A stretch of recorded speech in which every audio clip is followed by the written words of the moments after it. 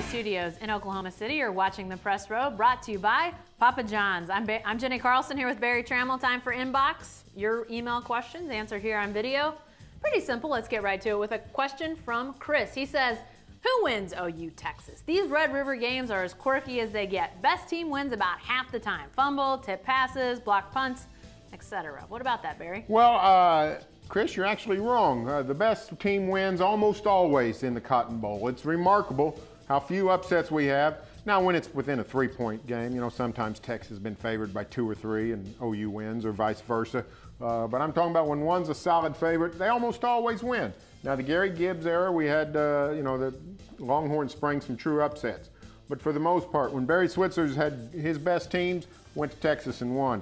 Darrell Royal's best teams went to Dallas and won. Same with Bob Stoops. Same with Mac Brown. His great teams won. So I think the Sooners win. I think it would take some screwy things, tip pass, fumbles, those kinds of things.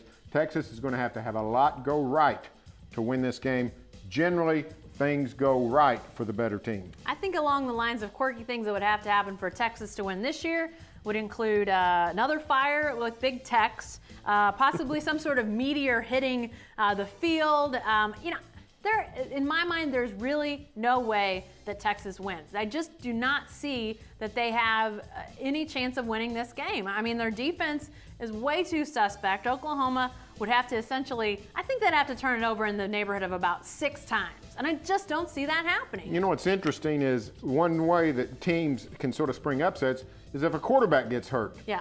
This is a game where OU's backup quarterback might be better suited to play against Texas. If Trevor Knight running around out there. That shotgun option against Texas, I mean, I don't think Texas could stop it. So not even a quarterback injury is going to bail out the Longhorns. No.